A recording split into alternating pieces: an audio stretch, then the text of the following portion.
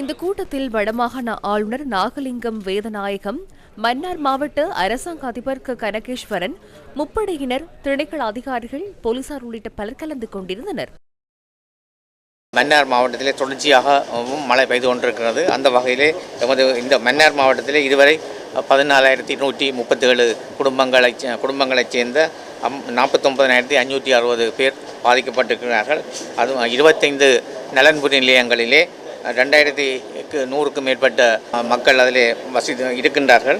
அவை இப்பொழுது தொடர்ந்தும் மழை பெய்து கொண்டிருப்பதனாலே இன்னும் இதனுடைய பாதிப்பு இன்னும் கூடலாம் என்று எதிர்பார்க்கப்படுகிறது. அவை இதுக்கு ஏற்படுத்தப்பட வேண்டிய முன் ஆயத்த நடவடிக்கைகள் தொடர்பாக இங்கே கலந்துரையாடப்பட்டது. கௌரவ பிரதி அமைச்சர் அவர்கள் இங்கே கலந்து கொண்டு அந்த எல்லா ஒருங்கிணைப்பையும் செய்து இது விரைவாக இனி மேலதிகமாக மழை தொடர்ந்து பெய்து கொண்டிருக்கின்றது மற்றும் அனந்தபுரத்தில் இருந்தும் மல்வத்தூயா கூடுதலான நீர் வந்து கொண்டிருக்கிறது. அவை என்ன முன்னாய ஏற்பாடுகளை செய்ய வேண்டும் என்றும் மக்களினுடைய பாதுகாப்பை உறுதிப்படுத்தவும் பாதிக்கப்பட்ட மக்களுக்கு நிவாரணம் அளிப்பதற்குமாக இங்கு வந்திருந்த ஒரு கலந்துரையாடப்பட்டது. அந்த அரசாங்க உத்தியோகத்தர்கள் மட்டுமல்ல, முப்படைகள், அதாவது